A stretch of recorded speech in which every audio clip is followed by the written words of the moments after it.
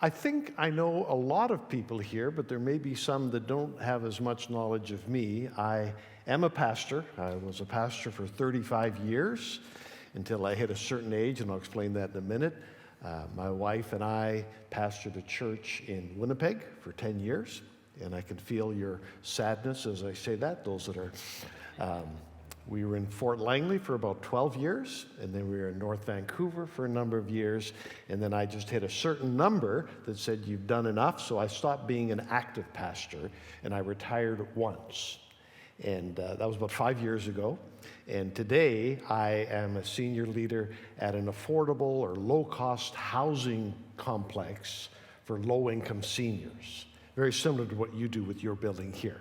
And we have about 400 residents. We're a little larger in 6 buildings, and so it's a lot more hefty. Things get done and things happen.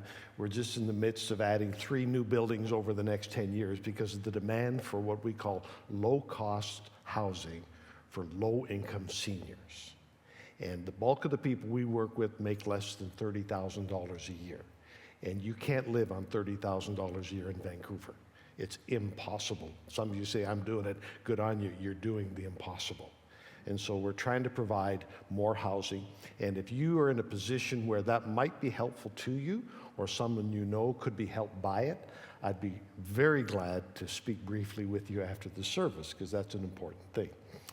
But I'm not here to talk about what I do on my day job. I'm here to bring you a message from the Word of God. And if you have your Bibles or your tablets or your phones, whatever you use, turn to Psalm 139, and in a few moments' time, we're going to look at 4 things that we believe about God. Before I go there, though, let me do a little bit of sociology with you. Here's a sociological statement. Good Canadians believe in God. At least they say they do. Let me say that again, and if your person likes to write things down, you may want to think about that more, but I'm pretty committed to this. Good Canadians say they believe in God. And the reason why I say that is, have you thought about our national anthem? There's a show on TV called Don't Forget the Lyrics. Well, there's one word I'm thinking of in this song, and we'll sing it through, and then I'll draw a blank, and you say, Oh, Canada, our home and native land, true patriot love, in all thy sons command, with glowing hearts we sing the earth and root of strong and free, we stand on guard for thee. Oh, whoa. One word? What did you say? God. You included the word God in your national anthem. Interesting. We'll talk more about it in a second, but good Canadians believe in God. At least they say they do. There's another piece of legal document that's very, very important in our Canadian identity. It was first put into effect in 1982. It's called the Charter of Rights and Freedoms, which is a huge legal document about our Canadian identity. There's a phrase in there that I want you to give me a fill in the blank. We'll play Jeopardy. Let's play Jeopardy? Okay, let's play Jeopardy. So I'm going to quote our Constitution Act of 1982, the Canadian Charter of Rights and Freedoms. Here's the preamble. Whereas Canada is founded upon principles that recognize the supremacy of blank and the rule of law. And you? A form of a question, please. We're playing Jeopardy. What is God, or who is God? In our legal documents that describe our identity, we use the word God.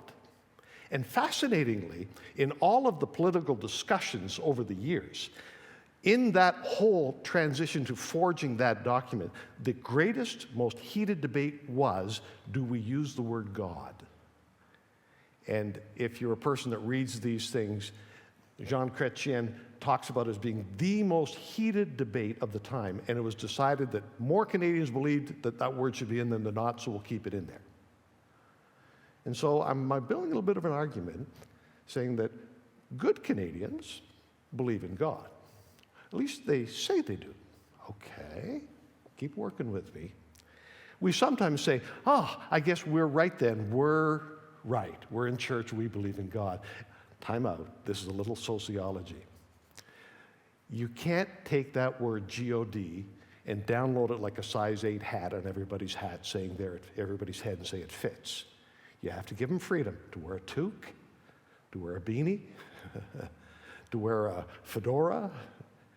Where I'm coming from is Canada believes in what's called pluralism when it comes to the idea of religion. Anybody here as old as I am? You want to admit it? Okay. In 1961, thank you for... Yeah. In 1961, the most Christian nation in North America, in the Western Hemisphere, was Canada. Oh, get out of here, that's not... No, it's true. The huge proportion of Roman Catholics in our country, 91% of them attended Mass on a weekly basis. If you come from a Roman Catholic background, you can maybe understand this. In Roman Catholic theology in the 1960s, there was a mortal sin and a venial sin. A venial sin was, oops, that's a bad thing. A mortal sin was, oh my gosh, don't you dare die, you're going to hell. And to miss Mass was a mortal sin. So there was a lot of incentive to go to Mass regularly. 91% of Catholics in Canada did. Vatican II, well, I'll keep going. 40% of Protestants attended church every Sunday. It was just a natural thing for Protestants. And in Canada, you were either Catholic or Protestant. You had no choice. Canadians don't separate church and state. We actually put them together. So in our census, there's always a box that says, what religion are you? And in the 1960s, you had 5 choices. You were Christian, Buddhist, Hindu, Jewish, or other. And my dad, who wasn't a church, well, God, we're not Buddhists. We're not Hindus. Tick the Christian box. So we identified as Christians. We never went to church, but that was the way it was. And then there was a next category. If you identified the Christian box, then you had the choice of being Roman Catholic or Protestant. Well, we're Protestant kind of thing. And then if you checked the Protestant box, you had another set of choices, kind of like a drop-down menu kind of thing. You could be United Church, you could be Anglican Church, you could be Lutheran Church, you could be Baptist Church, that was a self, or you could be other. And my dad, who didn't go to church, was always other. But in his mind, we're Christians. And it's understandable because we're not Buddhists. And for those that are my age, every day when you went to school, at least in the school district I was part of, I wasn't in a Christian school, I was in the public school, we started every day by reciting, Our Father, which art in heaven, hallowed be thy name. Everybody did it. Whether you bought into it or not, you didn't leave the classroom, you didn't shake your fist and say stop, you just participated. So there was a very, very much a Christian identity. So in 1961, more so than the U.S., certainly more so than some of the Latin American countries where Catholicism was so over rich, Canada had the reputation of being the most Christian church, a Christian place. In the late 60s, something happened. The leaders of the day said that it's unfair that Christian faith should dominate everything. We should be open to every form of God, and so we embraced a doctrine or a teaching called pluralism in Canada. And that's still where we're at, where you can have your truth, but your truth can't cancel their truth. And their truth can't control your truth. So we're all going to have our view of truth on this matter, and we'll sit at the table, but no, you can't dominate the table anymore, Reverend Macdonald, and certainly you're not the chair of the table. You're one at the table. And so that's where we're at today. People today are, in Canada, invited to believe in God, as you know that phrase to be. Let me give a few more stats, and then I'll get into the Psalm 139. 53 in the 2021 census, 53.1% of Canadians identified as Christians. 53. That's way down from where it was. And you think, oh, those other crazy world religions. Well, not really. Today, 4.9% of Canada would identify with Islam. 4.9. 2.3% would identify with Hinduism. 2.1% with Sikhism. May seem more because we live in the Lower Mainland, but that's just a richness here. 1% of Canada identifies with Buddhism. 0.9% identifies with Judaism. 0.9, less than 1%. Used to be 2%, and it's dropped in half. And part of the reason is birth rate. People just aren't having kids. 2% 2% of Canada believes in what's called native spirituality. And here's the big rock. 34.6% of Canada says, I have no religion at all.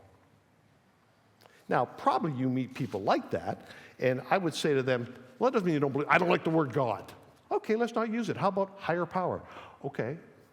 How about the big force? Okay. How about something bigger than you and me? Okay, but don't use the word God. Okay, that's fine. Most Canadians, good Canadians, believe in something more than themselves. There are some that don't, and I want to give you that freedom. But where I'm going with this is, we've come to a church today. Now, this is where I want to get into Psalm 139. And we say, yeah, what do Christians believe about God? And the bulk of what Christians believe is found within the pages of this book. We read the Bible, we draw our teachings from there. And so I can't give you everything today because there's like 66 books and there's thousands, hundreds of chapters. We don't have time for me to teach everything. So today I'm going to give you 4 things that Christians believe about God. Let's look at Psalm 139 and turn there. And I'm just going to walk ourselves through it, and if the slide behind me can keep up, we'll just point things through. If you're in your Bible, some things you want to underline, some notes you want to take. Psalm 139. Pastor Mel said to me a couple of weeks back, could you bring something from the Psalms? And I said, I'd be delighted. And so I began in my own devotions reading the Psalms, and I came to this one. I thought, boom, I like this one. So that's where it came from, Pastor Mel's request, my own personal devotional life. If you're a person that studies the Bible, and I hope you do, let's begin before verse 1. On Psalm 139 it says, and this is part of the scriptures, by the way, it's for the director of music of David, a psalm. We didn't read that when we first read the psalm, but in the Hebrew scriptures, this is included as scripture. The Psalms were originally the songbook of the Hebrew people.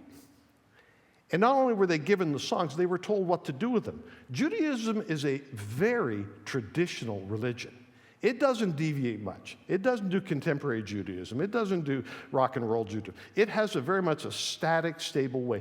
In the Psalms, there's 5 different kinds of Psalms, 5 different approaches.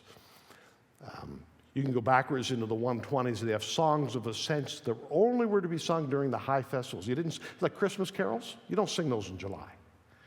Nobody sings Christmas carols in July. That's right. You sing them at Christmas time. They had laments where people would moan to God out loud. They would have chants where they would speak them back and forth like an echo. They would have a cappella psalms where you would only speak them. This is called a psalm because, if I understand it correctly, it was an instruction to the worship leader saying, please use accompaniment on this song. Don't try and do a chant with it. Don't try and do a cappella with it. This song is meant to be sung a certain way. And the Jewish people are pretty traditional, like I say, and they're not all different from us. We're pretty traditional. Don't you just hate it when the worship leader takes an old song and twists it around and tries to give it a new tune and a new rhythm, and you just want to sing it the way it was written kind of thing? Yeah. Well, that's the spirit here, is this is the psalm, do it this way, or don't do it at all. And that's why they're included in the front door of every psalm. And in this thing, there's 4 things that we find out. One of them is, and I find it in verses 1 to 6, I believe, and this is what we believe, that God knows everything about me. We believe that God knows everything about us. What's this God you believe in? What's he like? Well, we believe in a God that knows everything. Look at verse 1. It's a crux verse. It summarizes the 5 or 6 verses, and then we'll get into the details. It says, you have searched me, Lord, and you know me. You know me. And the reason why he knows this is because he has searched us. Did you ever go through the airport security? What do? They scan you. They're checking you out. What do you got in your pockets? Excuse me, could you open that bag, please? Could I get you to take your shoes off? Is there something in this shirt here? Beep, beep, beep. They search you. They're looking for something. They're trying to examine you. Do you ever go to the hospital for a medical procedure and they're going to give you a CAT scan because they're worried about something and they want to take a deeper look at it? They're searching you to find out what's going on. or an MRI or a PET scan. Technology allows us that. The phrasing here is that God does a scan over you. And he knows all about you, body, soul, and spirit. And because of that, he says, I know you. And when he says, I know you, it's that tick. It's an interpersonal knowledge. I know you. I know you. Kind of like a mother knows her child. Do you ever notice that when there's 12 kids playing in the park and one child starts screaming, the mother right away knows who's her child, and nobody else, they all know the mother knows the cries of her child. Peter writes in 1 Peter chapter 3, verse 7, he says, husbands, live with your wives in an understanding way, that your prayers may not be hindered. And the phrase there is, husbands, do a scan on your wife. Figure her out. Because if you do and you get it right, you're going to have a better life. If you don't figure it out, you're not going to know her. If you don't know her, it's not going to go well. Lord, you have searched me and you know me.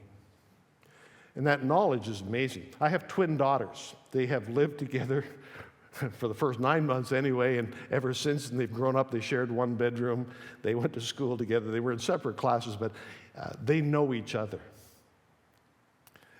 Don't play Pictionary with my daughters. Like, you're going to lose, okay? They just read each other's brains kind of thing. So God knows you. And then he gets into specifics, though. Look at verse 2 and following. You know when I sit and when I rise.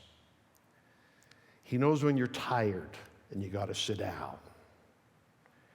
He knows when you rise up, meaning I got to get to something or I've got the energy to go to it. He knows what brings you down. He knows what gets you excited. Look at verse 3. You discern my going out and my lying down. You know what I'm up to.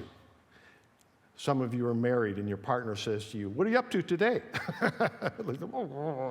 What's your schedule? Kind of thing.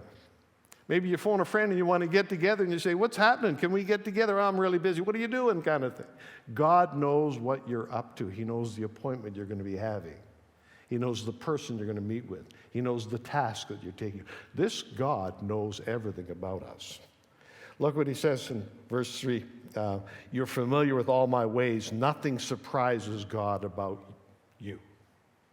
Ha, fooled you. No, you didn't. He saw that before you did. Look at verse 4. Before a word is on my tongue, you, Lord, know it completely. Have you ever thought something and not said it? God says, I knew that. I knew what you were thinking. Ooh. Have you ever said something and have it come out the wrong way, thinking, oh, that didn't work. That caused more hurt, pain, came out the wrong, and you think, that's not what I meant. You're hearing me wrongly. This is what I meant to say. And God says, I know what you meant to say. Don't get all excited. She doesn't. He didn't, but I did.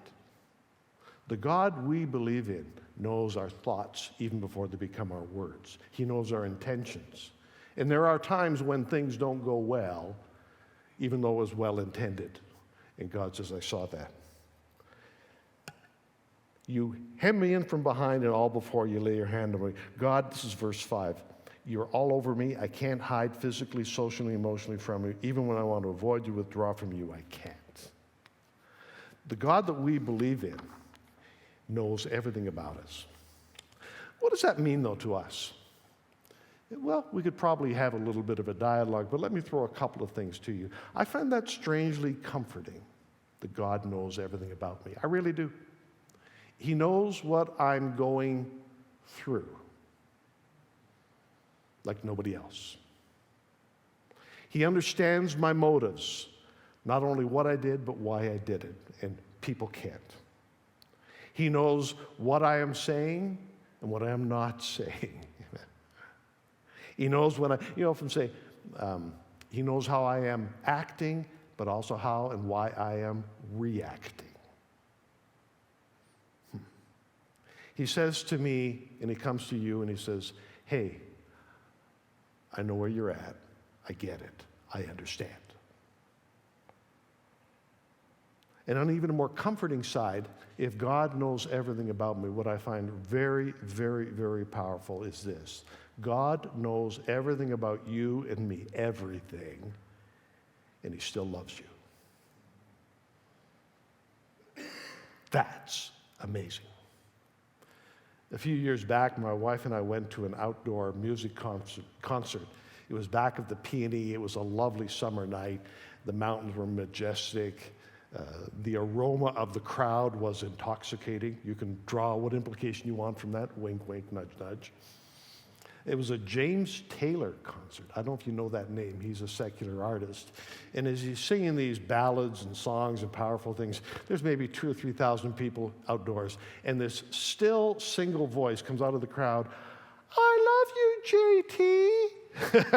And the whole crowd bursts into laughter. And he stops, plinking his hair. He says, "No, you don't." And the crowd says, "Because you don't know me.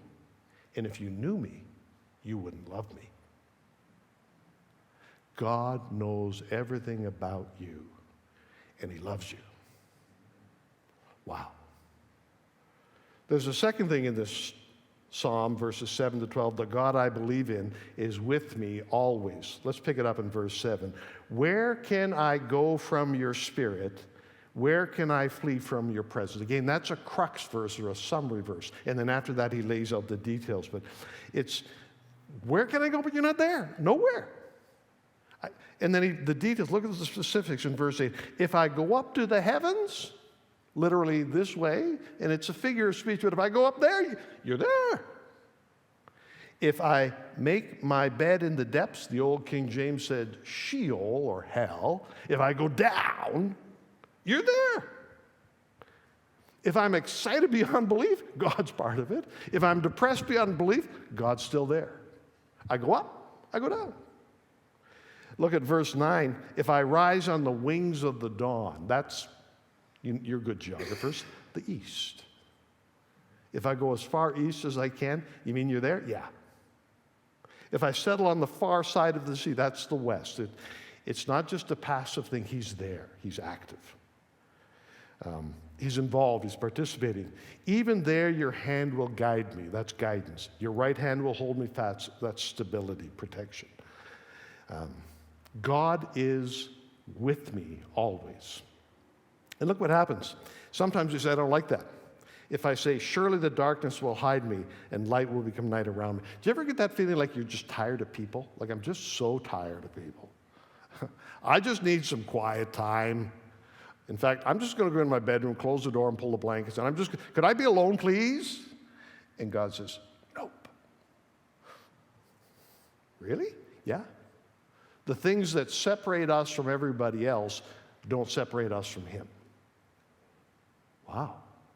The avoidance we try to practice to keep away from the things that, Marilyn, what's the German word nerk? What does that mean? There's a German word in my head, nerk, that really tick me off. That's the best way, tick me off. The things that really tick me off, and I say, God says, I'm there too. Yeah. What hides us from each other, look at even the verse 12, even the darkness will not be dark to you. The night will shine like day, for darkness is as light to you. God is not bound or limited by these things. What does that, again, mean to us and apply to us? Well, again, I use the word comforting.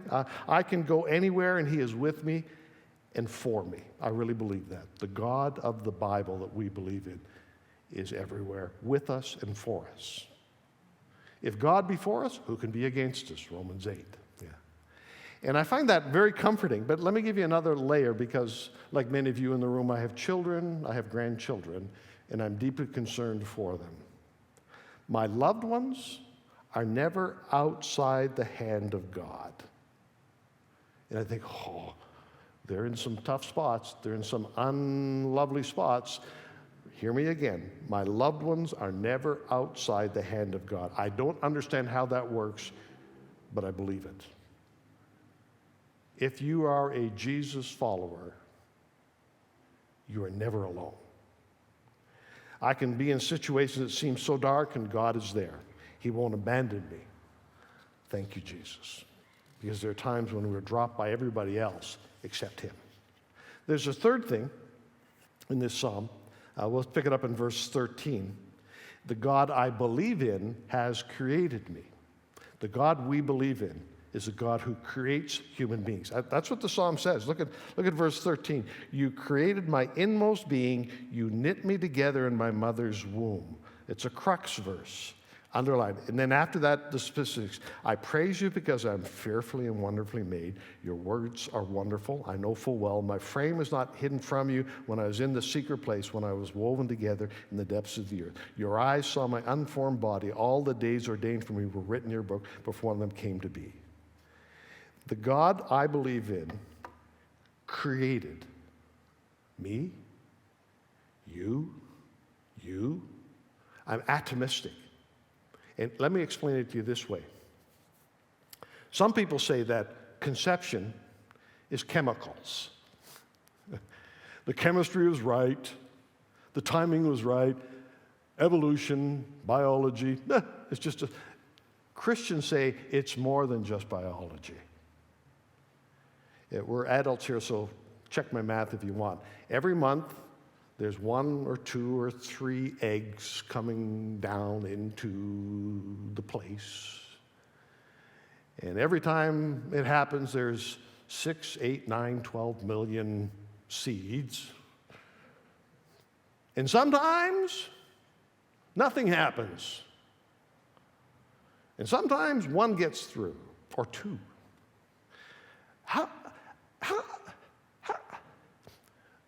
My theology says that conception is a miracle. It's not just biology. That every conception is a wanted conception by God. This is thin ice, and please cut me some slack, but travel with me as I walk through this. There are unwanted pregnancies. I get that. But there are no unwanted conceptions. And I know there are exceptions and distortions, but please track down the middle of the road with me here. That the miracle of life comes from God. The circumstances of life come from us. I had a huge discussion with a really, really good person. Please hear me out here. And she explained to me her perspective. She said to me, you're a man, you have no opinion in this. A woman has the right to her own body. And I said to her, you're right. Especially in Canada. That's the law, and I'm not going to fight you about that. And there was visible relief. I said, however, there's a different perspective. And the person listened to me, and I said to that person, you know, if I were a Jewish rabbi, I might be willing to say everything inside the body is inconsequential till it comes outside the body, because that's Jewish rabbinic teaching, even though this psalm is a Hebrew psalm. Most Jewish people would say everything inside the body belongs to the woman until it comes outside the body. I said, the trouble is I'm not a Jewish rabbi, I'm a Christian pastor, and I believe that the stuff in you is life, and life has been created. The miracle of life comes from God. The circumstance of life comes from us. And it makes some very, very difficult things. So I realize this is not an easy one to swallow, but it's not random. It's not accidental. God has had an active hand in life making. And because of that, there's really no such thing as an unwanted child. Maybe an unwanted pregnancy, but if a child has been conceived, I believe God is part of it. Every child, regardless of circumstances, is wanted by God. I'll tell a story. I have a friend over here on the right. Ken and I go back. He heard I was preaching here today and said, I'm going to cut my church to come here. You preach. I said, great, good to have you. And he laughed. He says, you won't realize what's going on when you get here, Jamey. I said, wait. He says, a long time ago, more than 10 years ago, more than 20, when his wife was 6 years old, they lived in this neighborhood. One of the neighbors who came to this church invited that little 6-year-old girl to come to Sunday school.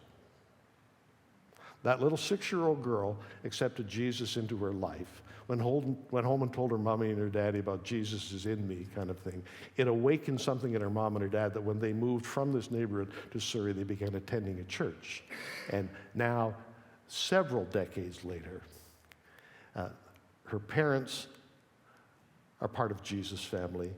She's part of Jesus' family. Her husband's part of Jesus' family. Her children are part of Jesus' family. And I'm telling you that every child born today, regardless of their circumstances, is wanted by God. Never, ever devalue the circumstances around someone. Yeah, they're just from trash. Don't you ever say that. Oh, they come from this back. Don't you ever put people down. Every child is wanted by God. And God doesn't make junk. So as we look at people, quit assessing them according to their value. Assess them according to God's heart. Every child is a wanted child. We are created by the Master for good, not for junk. Let me move on. The fourth thing I want us to see in this passage today is found in verses 19 to 22. The God I believe in is more patient than I am. Look what David writes, and let it spool out. This is David speaking up his heart. I pick it up in verse 19. If only you, God, would slay the wicked. Away from me, you who are bloodthirsty. They speak of you with evil intent. Your adversaries misuse your name. I hate those who hate you, Lord, and I abhor those who are in rebellion against you. I have nothing but hatred for them. I count them my enemies. And David, in his righteous indignation, says, do you know what those people are like? And God says, yeah. Do you know what they're saying about you? Yeah. Do you realize what should happen to those people? And I'd be glad to be an agent of that if you'd let. Yeah. No, don't do that. Because God is more patient than you or I are. I believe in justice. I really do. But I also believe in mercy and grace. And if you had to assess the scales, I'm going to say that our God is maybe slightly more gracious than we think. Slightly more patient than we are. We live in an impatient day today where our society is telling us we need it fixed now. Some call it the cancel culture. The things you did, you deserve to be canceled. And we want to correct people today for what things are happening today. We want to correct things from the past. We want justice now. And I want to say I believe in justice. I think that things that happened were dead wrong. But be careful of usurping God's role. Because the God of the Bible, I believe in, is more patient than you and I are. God is more patient, more gracious, more merciful than a human being. That's the God we believe in. Let me wrap it up, and I don't know if I've had 4 points. I can't round third base. I'm already across home plate. But let me just, finish it off. There's one thing I need to say to you as you walk into the dugout kind of thing. This from the Bible today is part of things we believe about God. Not everything. In fact, we would spend our lifetime working our way through it, learning, reviewing, refreshing. There's so much here. This is where we learn about God. Not everybody holds to that, but we do. We believe the Bible teaches us about God. There's something the Bible teaches us that I would be derelict if I didn't say it today, and so I'm going to just move here as the final thought. The Old Testament is not everything about God. There's a second half called the New Testament. And John, one of the gospel writers, writes in John chapter 1, verse 18, no man has seen God. We believe in an invisible God. We do. Where's God? He's here. Well, you can't see him. That's right. But according to John 1:18, God has shown us himself in Jesus. Jesus is the exact representation of God. That's why we're Christians, not Jews. We believe that this Jesus was God in the flesh. And we believe that God's heart was revealed to us in this Jesus. Remember the most famous verse probably you ever memorized as a child. For God so loved the world that he gave us his only begotten Son, that whoever believes in him will not perish.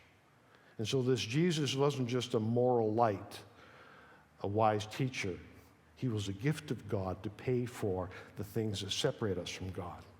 Paul writes in 2 Corinthians 5:21, God made him who knew no sin to become sin on our behalf, that we might become the righteousness of God in him.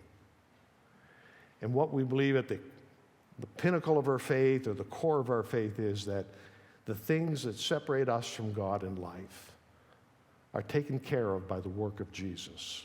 And when you place your trust in him, the things that could be separating, distance making. I said earlier, you can't go anywhere from God. Actually, I was wrong. Sin separates us from God. We can get separated spiritually. But the Jesus that we follow as Christians brings us together. And today, if you are a follower of Jesus, you have the assurance of union with him. And if you're not a follower of Jesus, then we should talk. Because we believe as Christians in the full teaching of the Bible.